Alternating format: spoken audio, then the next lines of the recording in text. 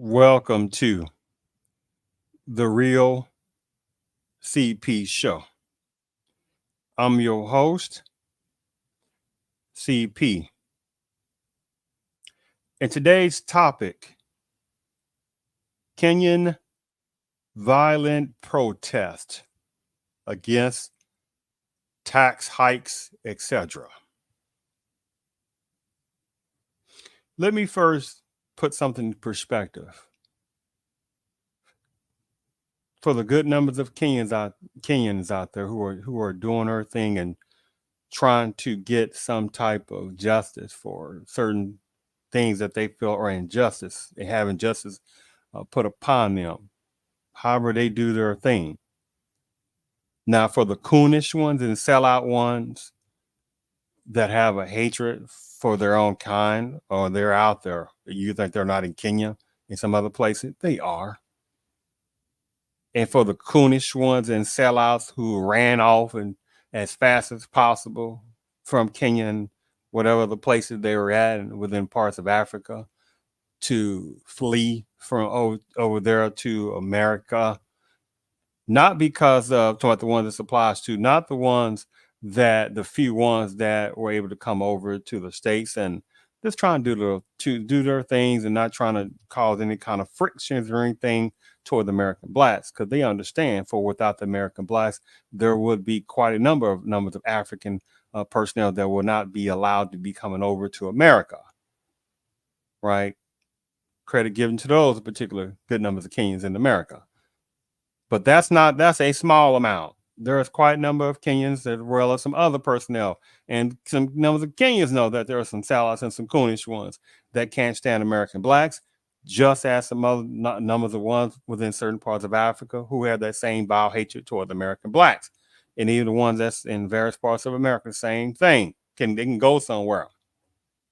Now I make that point because here it is that the American blacks have been going through centuries of black pain before many other personnel from various other sections of Africa have even set foot in the country of America. But how many in this present moment as well, when American blacks do some type of protesting and different things like that, oh my goodness, they need to get over the past. America's an opportunity. And it's like, and it's like for the American blacks who know what I'm talking about, the ones they be like this.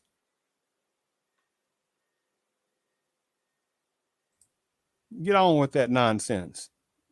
So the thing about it is, again, there are some good numbers of Kenyans, and salute to them, and there are some not so good numbers of Kenyans, and there are some good numbers of personnel from various parts of Africa, and not so good ones, just like in America. And credit given to those ones. Salute to them. But I just want to get that part out the way. Now, let's go ahead and play this particular video on this. Speak up, speak out, his t-shirt says. But those who speak out on the streets of Nairobi face abduction, gunfire, and tear gas. Kenya's capital descended into chaos after anti-tax protests were met with brutal force by the police. And the tax bill they marched against was passed in Parliament.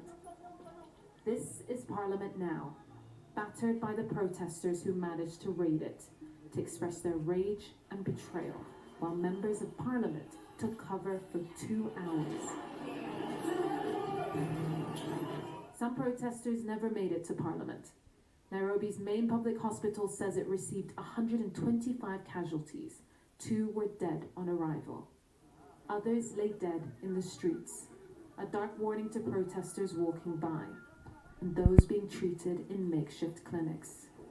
The young people came out in large numbers to protest against that bill, but the National Assembly passed that bill last week, and still today they did vote in favor of the bill for the second reading. That is what has sparked outrage from the Kenyan people. But Kenya's President William Ruto has doubled down, calling the events treasonous and deploying the country's army to support the police. Today's events mark a critical turning point on how we respond to grave threats to our national security. I assure the nation that the government has mobilized all resources at the nation's disposal. All this just as the US officially designated Kenya its major non-NATO ally, and Kenyan police landed in Haiti to lead an international peacekeeping force to tackle gang violence. But now President Ruto is set to keep the peace in his own country on his own terms. I guess. Right? This is not the first protest that's going on. And it won't be the last protest that's going to go on in Kenya. Right?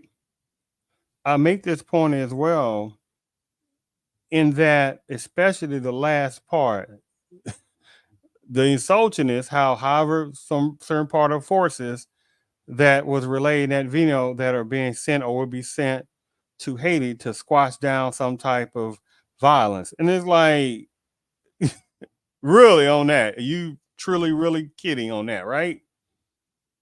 Let me read you something from one of the articles. What are you talking about? Are you talking about what are Kenya's controversial tax proposals? Protests over an unpopular finance bill have led to the deaths of at least 5 people, actually more than that, in Kenya, with part of the parliament being set basically afire.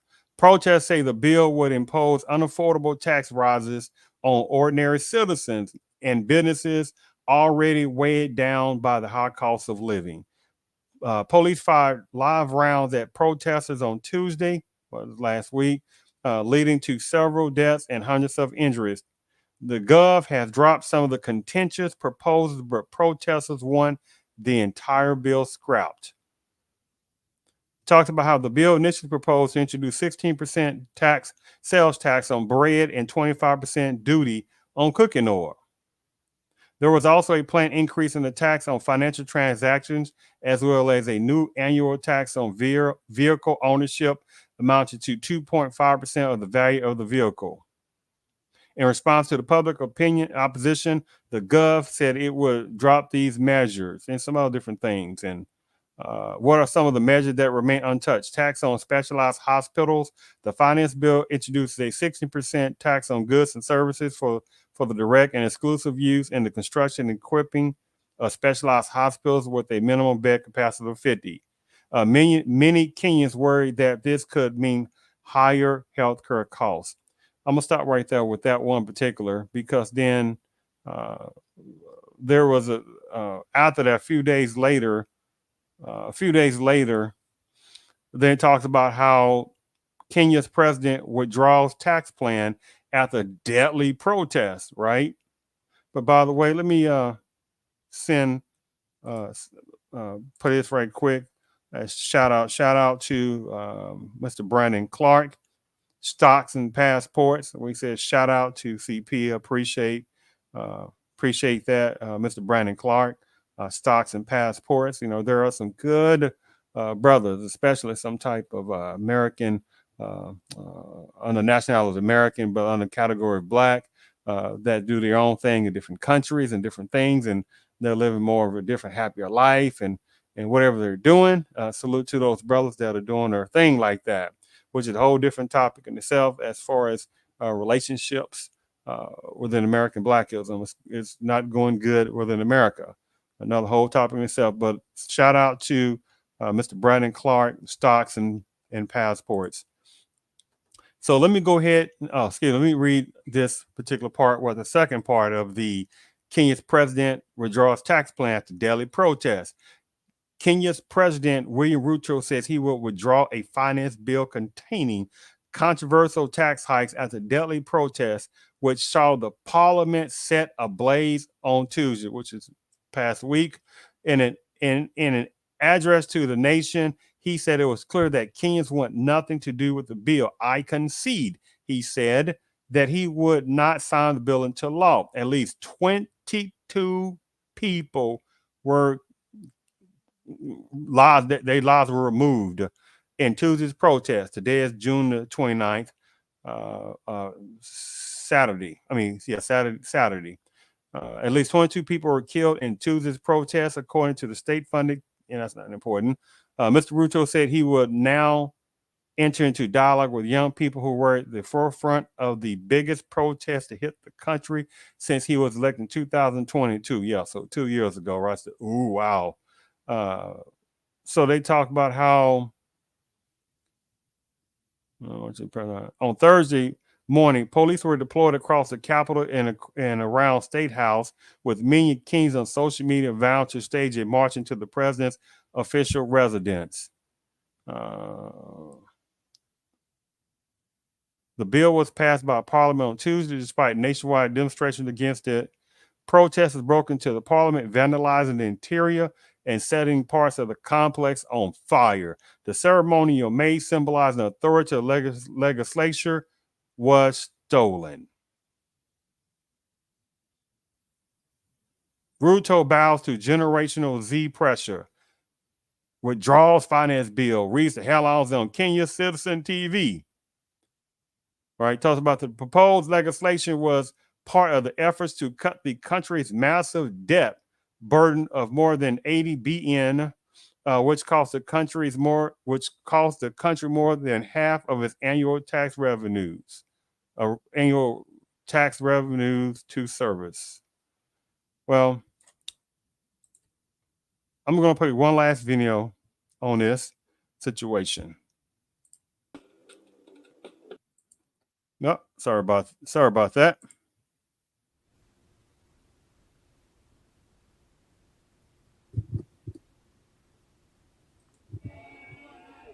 Kenya's President William Ruto may have backed down on proposed tax hikes, but that didn't keep some protesters off the streets on Thursday.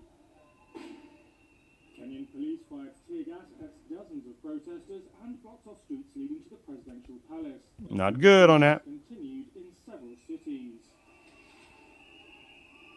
Turnout was well down from the height of mass rallies over the past week, that was sparked by a contentious finance bill.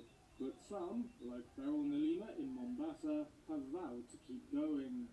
We are only coming here so that our voice can be heard. Us as Gen Z, us as Kenyans, we are one. So the police should stop killing us. At least 23 people were killed in clashes on Tuesday, according to the Kenyan Medical Association, and 30 were being treated for bullet wounds. In chaotic scenes, Parliament was briefly stormed by protesters and set alight. On Wednesday, Ruto defended his push to raise taxes on items such as bread, cooking oil and diapers, saying it was justified by the need to cut Kenya's high debt burden. But he also acknowledged that the public had overwhelmingly rejected the finance bill and said he would not sign it into law. Ruto said he would now start a dialogue with Kenyan youth and work on austerity measures, beginning with cuts to the budget of the presidency. That's as he grapples with what is the most serious crisis of his 2-year presidency. And while some protesters said they would not demonstrate on Thursday as the finance bill had been scrapped, others have vowed to press on, saying they'll only be satisfied by Ruto's resignation. Give me 1 second. I'm trying to give me a second here. At least 23 people. So that's hard to see. Stop killing Kenyans, or something to that effect. Stop killing. When I say stop killing Kenyans, something about we are Kenyans, and something about that. I make this point in that this is sad. Right now, the thing about it, especially where there were certain numbers of Kenyans that were going to the parliament and destroying various parts of the parliament, that's not real good. Now, think about it. However, people do that. Now, the thing about it is that the audacity. So I'm trying to stick to, since this is related to Kenyan protests here on this one, the audacity of certain numbers of Kenyans, the one that I'm talking about, especially within Americanism, who have the nerve, like some other ones within certain other parts of Africa, who try to have the nerve to look down upon American blacks, the nerve of some person that do that. And yeah, I'm trying to stick to numbers of the Kenyans, the ones that are coonish and sellouts, the ones who do this within America.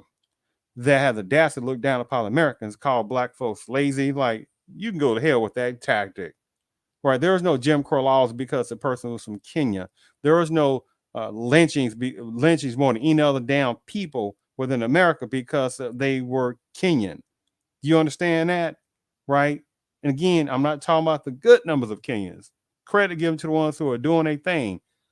But that is going to be a small amount, right? Because the thing about it, see, there are numbers of Kenyans who know what the truth is, that there are numbers of Kenyans that can't stand American blacks because, again, American blacks have been the most fightingest type personnel in this country, have went through so much in this country before many other numbers of African personnel, right, even arrived within the country.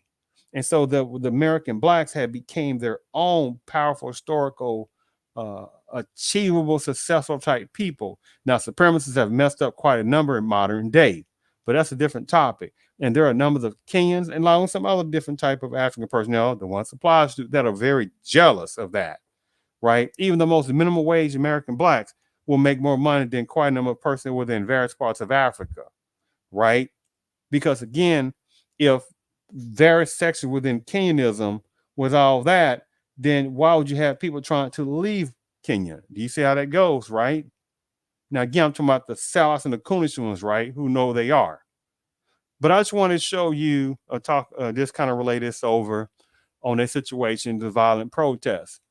And it was some, oh my goodness, those younger generation, whoever the ones are.